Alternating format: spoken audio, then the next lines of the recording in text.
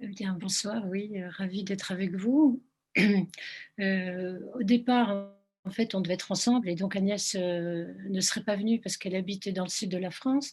Mais du coup, elle est avec nous, ce soir, donc je pense quand on fera un débat, on pourra être, à 2. Voilà, on a beaucoup, beaucoup travaillé ensemble, on a fait beaucoup de conférences ensemble, et on a fait le livre à 2. Voilà. Donc votre intitulé, c'est «Femmes en responsabilité». Et ça m'intéresse bien ce mot, c'est une réalité. Il y a des femmes qui ont des responsabilités dans l'Église. Mais quand on a dit ça, en fait, on n'a pas du tout dit, quelle est la question, qu'on pose vraiment. Car, de mon côté, c'est en ayant des responsabilités dans l'Église que j'ai découvert, la domination masculine, le sexisme et le fonctionnement du patriarcat, ce qui est quand même étrange et que du coup, je suis devenue quand même assez féministe. J'ai été engagée 15 ans en fait, dans l'église. J'ai fini par démissionner, après 5 ans à la Cato. J'avais été donc 2 ans à Ginette avant, où ça avait été très, très, très compliqué. Heu, Parce qu'en fait, 15 ans d'expérience, au début, on voit des choses, c'est pas facile, il se passe des trucs bizarres et tout. On se dit: «Bon, c'est moi qui ai mauvais caractère, je vais aller ailleurs», et puis finalement, on se rend compte qu'il y a un système et au bout du compte, moi personnellement, j'avais compris qu'il fallait être la bonne du curé et j'avais pas du tout cette vocation-là. Donc j'ai été faire autre chose, voilà. Mais je suis partie avec mes questions et 3 ans après avoir démissionné de la Cato, il se trouve que j'ai accepté avec mon mari de prendre la responsabilité d'un mouvement d'action catholique, le mouvement des cadres chrétiens. Et c'est là que j'ai rencontré Agnès parce qu'elle est venue, m'aider, enfin ensemble, on a remonté le journal de ce mouvement et je viens de me rendre compte qu'il s'appelle Responsable. Donc voilà, on a les mêmes préoccupations en tout cas. Donc après, quand on a quitté le MCC avec Agnès, on s'est rendu compte, Agnès avait pas le même parcours, du tout, parce qu'elle était journaliste en fait, journaliste à Bayard Presse et elle avait rencontré en fait le même type de difficultés. Donc on s'est dit: «Bon, bah, on va réfléchir, on va essayer de comprendre pourquoi ça se passe comme ça, pourquoi c'est si difficile et qu'est-ce qui est en jeu?» Heu Et donc, on a fait un petit peu ce que vous faites cette année, c'est-à-dire on a voulu interroger des femmes qui avaient des responsabilités, Odile Sellier, Roselyne Dupont-Roch, d'autres femmes formidables en fait qui font beaucoup de choses et on s'est rendu compte qu'en fait on pouvait pas.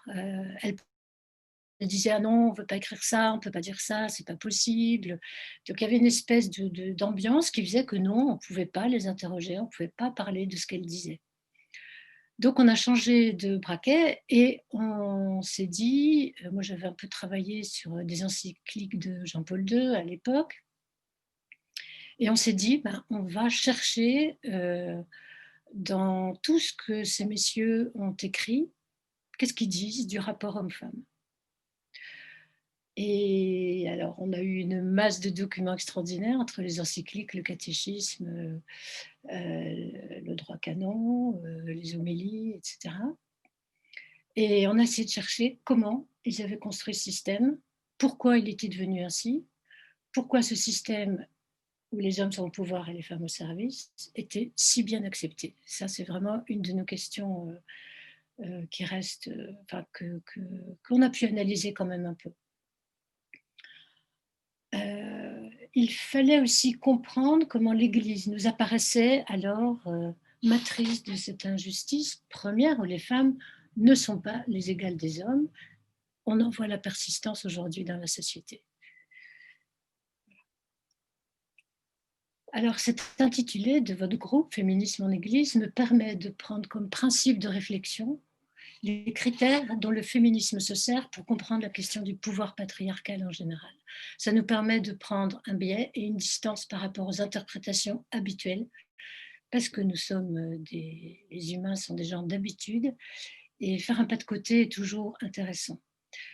D'autant que le travail du féministe, le travail conceptuel du féministe est absolument passionnant depuis, je ne donnerai pas les années, parce qu'on peut commencer au 19e, on peut commencer à Simone de Beauvoir. Donc, voilà. Donc, on ne va pas parler des femmes ni de leur place, parce que nous qui croyons qu'avec notre livre, il y aurait beaucoup de débats sur le pouvoir en particulier, ben, nous nous sommes rendus compte que non, pas du tout. Au contraire, on a été plutôt censurés, plutôt mis de côté et parfois dénigrés. Donc, je vais parler plutôt du pouvoir. Une chose m'a frappée quand François a été élu, c'est qu'il a terminé son premier sermon par une phrase: le pouvoir, c'est le service. Alors, moi, c'est quelque chose qui, a priori, me choque. Je suis plutôt une analyse de mots, donc est-ce qu'on peut dire le pouvoir, c'est le service? Est-ce qu'on peut échanger les sens comme ça?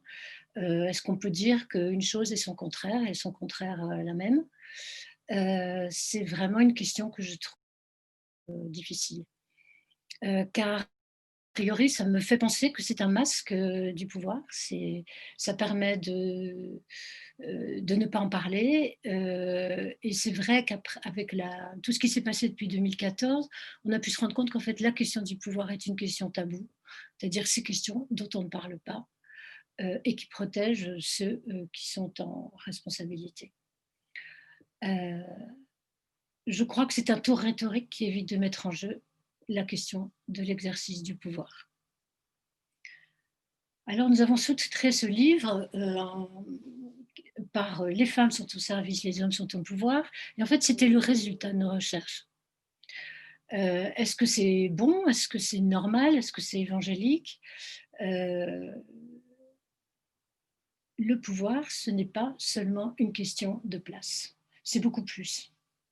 Toutes les organisations des sociétés humaines en dépendent, États, entreprises, associations, tous les groupes constitués ont des règles, des lois, des récits qui régissent leur fonctionnement. Et différents types de pouvoirs s'organisent autour de la loi, de la justice, de l'autorité.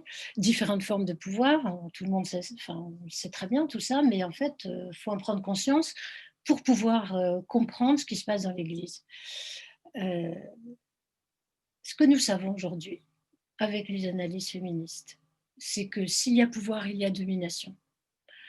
Toutes les luttes et analyses féministes l'ont révélé, et ce n'est pas fini d'être révélé, ce n'est pas fini d'être intériorisé et d'être compris. Des résistances se font un peu partout. Notre actualité est remplie de ces révélations, cette semaine même, de violences faites aux femmes, aux enfants, et qui pointent que le pouvoir et la domination ont partie liée, et que le silence des dominés est requis pour que dure la domination. Si nous sommes féministes, c'est que nous avons découvert qu'il faut déconstruire ces dominations injustes et discriminantes quand elles ne sont pas violentes et mortifères. Ce qui est passionnant aujourd'hui pour nous, c'est que la Genèse n'hésite pas à en faire de ce mot de domination le nœud de ses premiers chapitres. L'exégèse juive a extrêmement bien analysé cette question. Il y a 3 occurrences du 1er au 4e chapitre du mot dominer. À Genèse 28, ça c'est la création du monde, remplissez la terre et dominez-la. Et il faut bien comprendre que cette phrase-là, c'est la pensée occidentale, la pensée de la domination de la terre, elle est ancrée dans nos esprits. Ce qui fait qu'on a tellement de résistance à bouger et à changer de paradigme pour faire une transition écologique. Nous avons tellement obéi à cette injonction que nous sommes devenus les prédateurs de cette terre que nous voulions dominer et que nous avons dominé d'ailleurs. Passer de la pensée de la domination de la terre à celle de faire corps avec elle et de la respecter, voilà qui est très difficile. Et on va passer à la deuxième occurrence. Tu seras avide de ton homme et lui te dominera. Ça, c'est l'histoire dans la création de la femme, de la faute d'Ève. Et on lui adresse une phrase très sympathique. Elle est punie et elle est dénigrée puisqu'elle est avide de son homme. C'est une phrase un peu étrange parce qu'aujourd'hui, on dit tellement que les hommes ont des pulsions et que les pauvres... Bon, mais là, c'est renvoyé aux femmes. Et lui te dominera. Je pense que là, il faut réfléchir au fait que ce sont les hommes qui l'ont écrit et qui se dédouanent de leur culpabilité en dénigrant les femmes, qui est un réflexe qui est à l'œuvre absolument partout encore aujourd'hui. Ces deux phrases ont aussi une immense postérité et sont à l'origine de tellement de violences contre les femmes et de justifications contre elles. Quand on fait un peu d'histoire du christianisme, un peu de littérature, de tout ce qui a été écrit dans l'histoire de l'Église, c'est terrible de penser que c'est fondé là-dessus. On voit que la pensée du christianisme habite encore les sociétés, et dans ce cas, ce n'est pas une influence excellente que l'Église a eue sur la société. Si ce texte avait été écrit par des femmes, il ne serait pas le même. C'est impossible. C'est vraiment quelque chose qui reflète la pensée des hommes. Le problème, c'est que ce texte fonde la croyance dans le péché originel en théologie classique. Et moi, je pose la question là, avec notre lecture féministe, quel serait le véritable péché? Manger du fruit défendu ou dominer les femmes? Pour moi, il est probable que cette phrase qui pointe quelque chose, si on lit bien le troisième mot dominer, il va renvoyer à ce texte-là en disant oui, le péché, c'est de dominer les femmes. Ça reste une question et on peut la poser en question pour essayer d'évoluer. C'est très difficile à intégrer pour les clercs et pour bien d'autres. J'en donnerai un exemple très très récent, une vidéo sur YouTube de François Heveux, qui est directeur de la revue Études, et qui présente son dernier numéro. Il dit qu'il organise un débat par article interposé entre deux femmes philosophes en disant que c'est un sujet bien qu'émotionnel et bien qu'affectif, est quand même important. Donc, cet homme qui est directeur de la revue Études, donc les jésuites se positionnent comme intellectuels et comme voulant travailler la société, continue de penser que les femmes, quand elles disent quelque chose, c'est de l'émotionnel, c'est de l'affectif. Je pense que ça, c'est extrêmement important de comprendre quand vous avez affaire à un certain type d'homme, qu'il va toujours penser que vous n'avez pas quelque chose à dire, mais que vous êtes dans l'affectif et que donc c'est très facile de vous faire taire, de ne pas tenir compte de ce que vous pensez. Il s'agit donc là aussi de changer de paradigme en raison du féminisme. Il s'agit de penser que les femmes pensent aussi, parlent aussi, et il faut leur donner la place de parler et de penser. La troisième occurrence, qui est au moment, on pourrait dire, de la création du frère, puisque c'est l'histoire de Caïn et Abel. On connaît tous cette histoire, même les gens pas cathos, ils la connaissent. Il veut être plus fort que son frère, il veut être au-dessus de lui, il veut que Dieu l'aime plus que lui. Et voilà ce qu'on peut lire. Si tu n'agis pas bien, le péché est tapis à ta porte, il est avide de toi, mais toi, domine-le. Il est donc bien question de péché, il est bien question de pouvoir sur l'autre, et il est question de la volonté de dominer. Cette volonté de dominer l'autre, elle est telle qu'il ne peut plus parler à son frère. C'est ce que le texte écrit. Il y a des mots hébreux qui montrent qu'en fait, il parle, mais il ne parle pas. Et en conséquence, il le tue. Quand la parole ne s'échange pas, on tue. Quand on veut dominer, on ne parle plus, et on n'écoute plus, et on tue. C'est aussi un mécanisme qu'il faut garder en tête quand on voit tous les meurtres de femmes, toutes les violences faites sur les enfants. Voilà, le mécanisme, il est mis en scène ici avec pour moi une immense économie de moyens. Derrière, ce que ça nous dit, c'est que dominer, c'est la tentation suprême. Et ça nous dit que la volonté de puissance habite les humains, parce que là, je pense que c'est un texte qui est aussi bien fait pour les femmes que pour les hommes, et que nous voulons dominer les autres, le monde, les femmes, les frères. C'est ça que nous dit le texte. Dominer le monde, les femmes, les frères. C'est ce que nous apprend la Genèse. Mais il y a ces trois petits mots, toi, domine-le. Et là, ce que nous dit le texte et renverse quelque chose que moi je trouve absolument extraordinaire, enfin qui m'a été très utile, c'est que notre volonté de puissance, elle n'est pas à refouler, elle est de l'énergie. Eh bien, cette énergie, elle doit être ordonnée à la domination de cette volonté de puissance. C'est-à-dire qu'en fait, on va retourner contre la volonté de puissance l'énergie qu'elle nous donne. Et je trouve que c'est une remarquable leçon éthique de la jeunesse sur la question du pouvoir et de la tentation du pouvoir des uns sur les autres.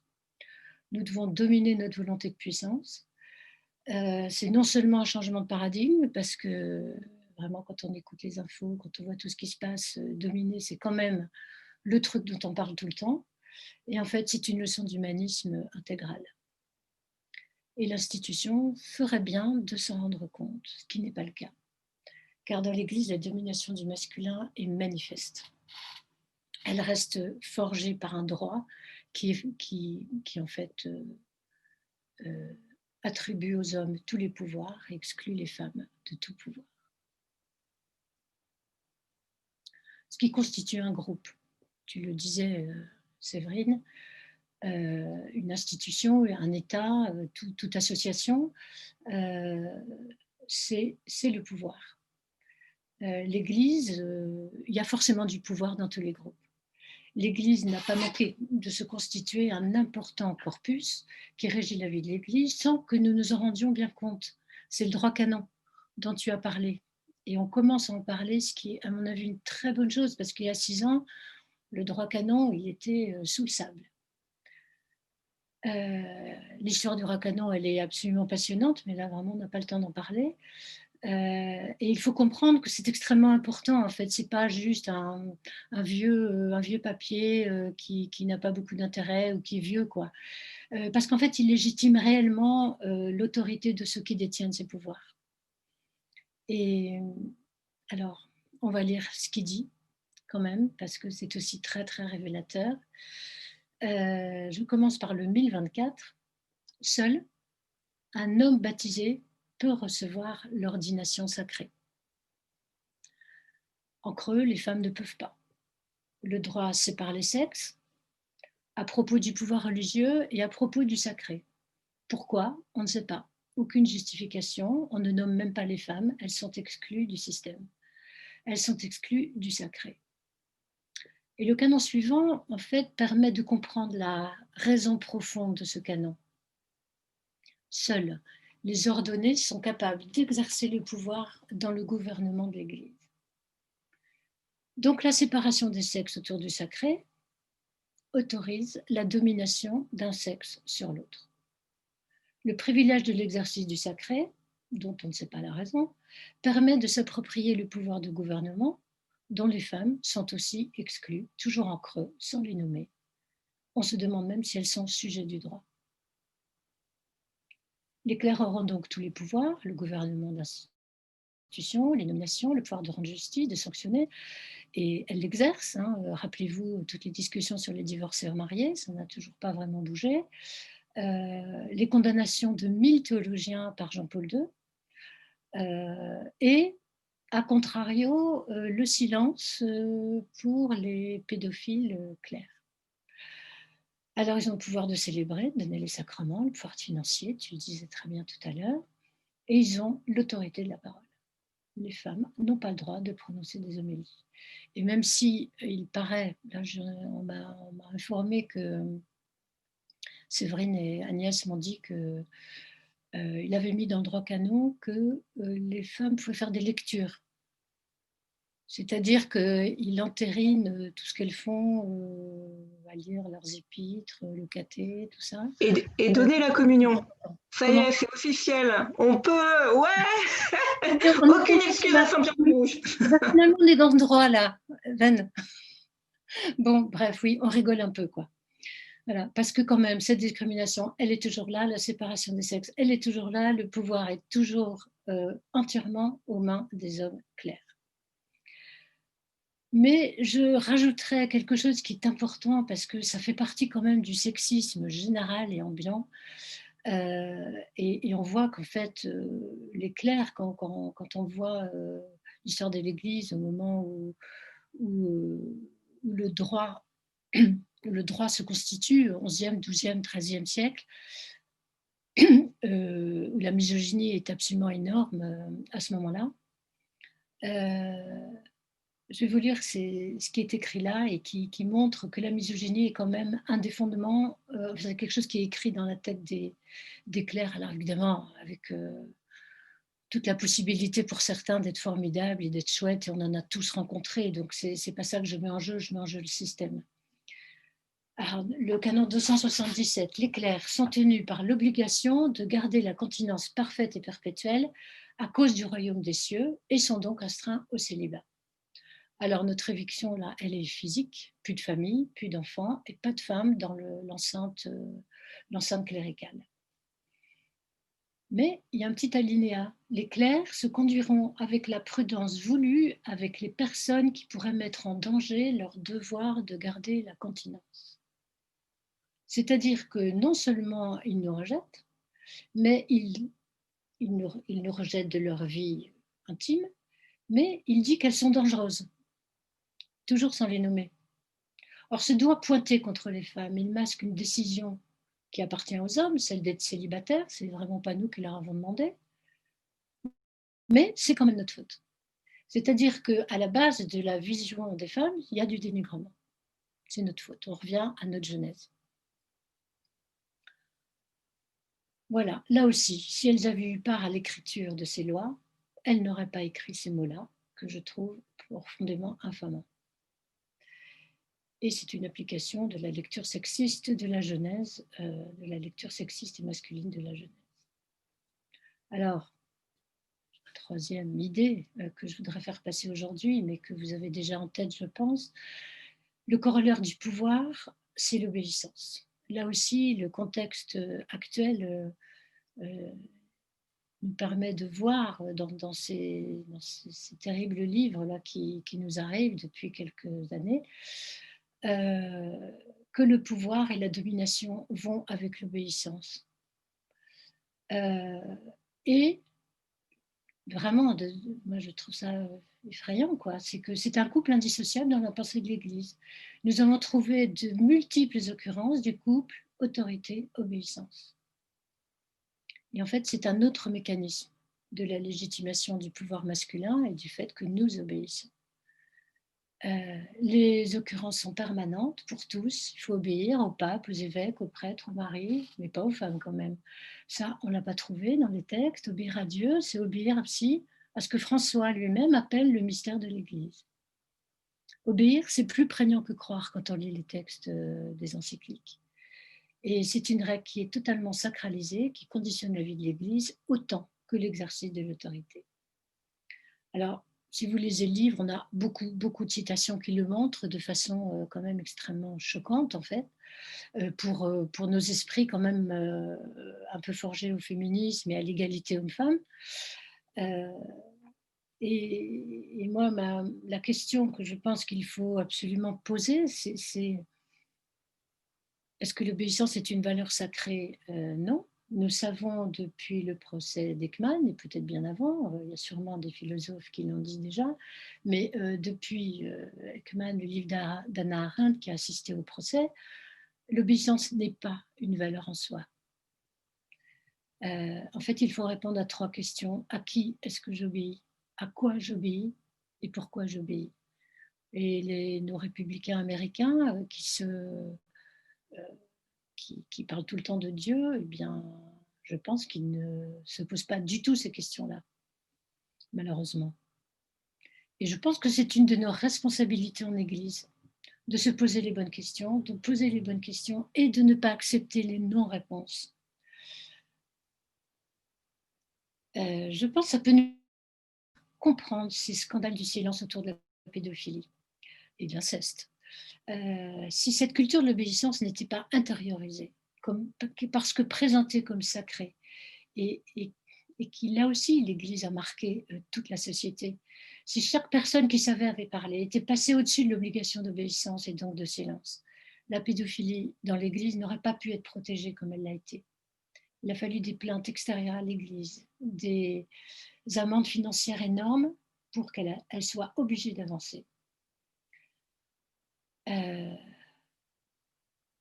Donc il faut obliger l'Église à avancer. Voilà. C'est notre responsabilité, puisque c'est la question que vous posez, que vous vous posez. Et de là, je dirais, est-ce qu'on peut aller un peu plus loin pour comprendre que nous acceptions que des lois séparent les sexes, qu'elles attribuent tous les pouvoirs aux clercs et qu'elles dénigrent les femmes? Pourquoi on l'accepte? Parce que malgré tout, on l'accepte. Même si aujourd'hui, c'est vrai que ça fait plaisir, vous vous posez les bonnes questions. Je vais revenir à un texte fondamental, celui de l'Annonciation, et je vais le lire avec nos critères féministes, comme je l'ai fait pour la Genèse, et en étant très attentive aux mots qu'elle emploie, parce que c'est notre façon de travailler, pour être au plus juste du texte et pour se débarrasser d'habitudes et de biais cognitifs que nous avons en fait tous. Le dialogue de l'association, il peut se lire comme une soumission féminine qui obéit à une injonction masculine. L'injonction, c'est la suivante. Tu vas être enceinte, tu enfanteras un fils et tu lui donneras le nom de Jésus. C'est donc une entité extérieure qui détermine le futur de Marie au nom de Dieu. Elle proteste un peu, nous connaissons les mots, comment se fera-t-il? Et les mots qui lui répondent, bon, c'est un ange, c'est de la part de Dieu, bon, c'est un peu flou. Écoutons-les, ces mots, avec le contexte actuel que nous connaissons. Avec ce contexte des femmes agressées, violées, tuées, le contexte des enfants violés par ses pères, de familles ou d'églises, qui nous intiment le silence. Les mots, c'est « l'Esprit Saint viendra sur toi et la puissance du Très-Haut te couvrira de son ombre ». Pour moi, ce sont des mots assez terribles. C'est une domination masculine qui est décrite. Je ne sais pas comment l'Église peut encore donner ce texte en modèle de sainteté et d'obéissance, même si y a une double lecture avec bon, c'est très bien d'obéir, c'est très bien le fiat et tout ça. Moi, je ne peux plus le lire comme ça. Je comprends que ce soit un peu choquant, mais en fait, ça rejoint toute la réflexion philosophique et sociétale que nous connaissons aujourd'hui, qui se traduit dans le droit, qui se traduit avec des philosophes qui ont vraiment réfléchi à la question, comme Geneviève Fraisse. Et toute la question du consentement, elle est écrite là aussi avec une grande économie de moyens dans la réponse de Marie. Nous avons l'habitude de trouver formidable qu'elle réponde oui, car toute notre éducation chrétienne promeut la sainteté de Marie, mais tout de même, c'est une femme qui se soumet à la puissance masculine en se définissant comme servante. Et en fait, c'est une scène relativement banale, mais terrible.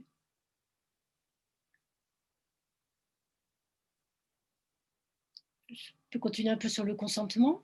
Geneviève Fraisse dit il faut se rappeler que le consentement ne se dit que des femmes. On peut dire aussi des enfants aujourd'hui.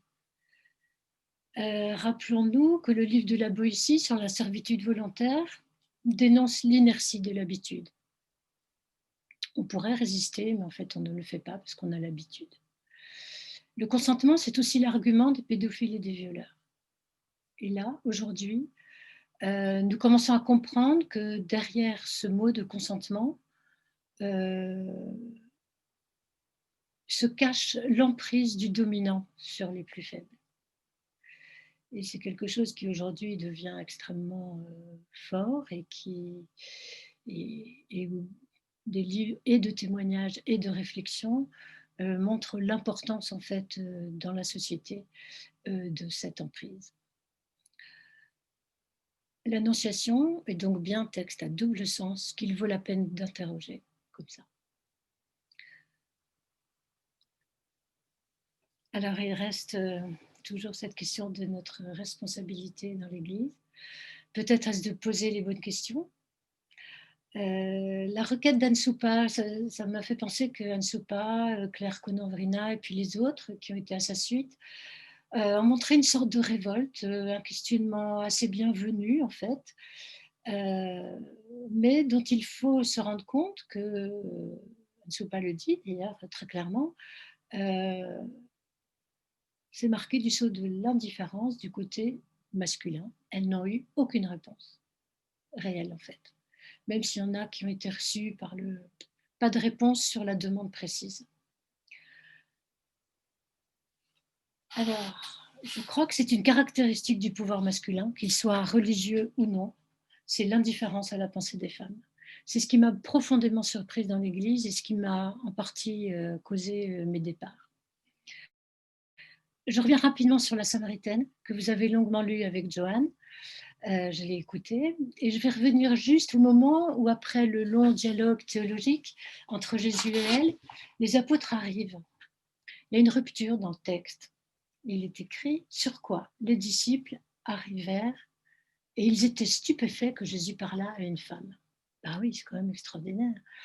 Cependant, personne ne lui dit « Que cherches-tu et pourquoi lui parles-tu » Et cette incise est très intéressante. Elle pointe le désintérêt total des disciples, qui n'ont rien à dire sur cette rencontre, sinon leur stupéfaction. Et ce qui est encore plus intéressant, c'est que l'Évangile en fait la remarque. C'est-à-dire que l'évangéliste, lui, il a remarqué quelque chose là qui n'allait pas.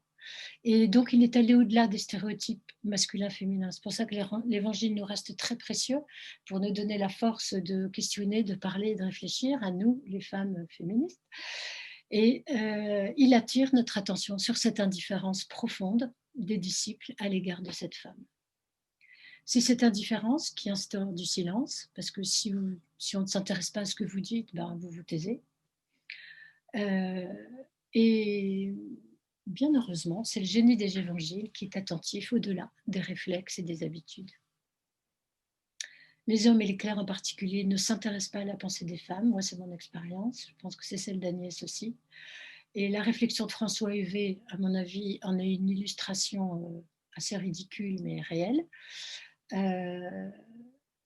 Et là, je citerai une femme qui a été ministre et qui est quelqu'un assez âgée, qui s'appelle Elisabeth Dufour, et qui a écrit un sensationnel livre très gros, il y a 1000 pages, sur l'histoire des chrétiennes.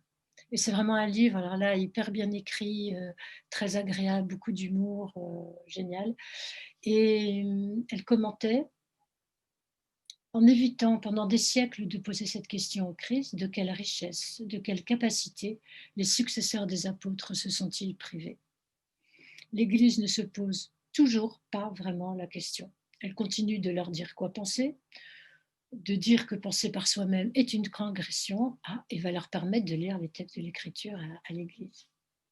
Et pourtant, je pense, moi, que c'est notre responsabilité de penser, de réfléchir avec notre vie, nos concepts, nos valeurs, et nos valeurs, c'est quand même l'égalité homme-femme, et d'essayer de l'apporter dans l'Église. Alors, honnêtement, c'est pas gagné. Et si on a un peu de temps, j'interrogerai un autre texte bien connu, celui du lavement des pieds, qui se passe entre hommes, c'est pour ça que j'ai choisi, puisque notre sujet c'est les hommes, et qui est très, très instructif, très révélateur de ce que les hommes ne comprennent pas. Il raconte bien comment Pierre est scandalisé de ce que Jésus veut faire. Toi, nous laver les pieds, jamais. Car tout de même, c'est un rôle et un geste dévolu aux servantes ou à la fille de la maison. Un geste qui dévaluerait le statut de Jésus, leur maître, et eux-mêmes du coup. Et il lui répond, mais tu ne comprends pas, il te faudra du temps pour comprendre. Mais en fait, de notre côté, au bout de 2000 ans, ce temps n'est toujours pas venu, ils n'ont toujours pas compris. Parce que qu'est-ce qu'il a fait? Regardons les mots, comme d'habitude, et les étrangetés du récit. Il se lève de table et il dépose son manteau. Le manteau dans l'écriture, c'est le symbole du pouvoir. Quand vous lisez les histoires de Saul, David et les psaumes, c'est vraiment la marque du pouvoir.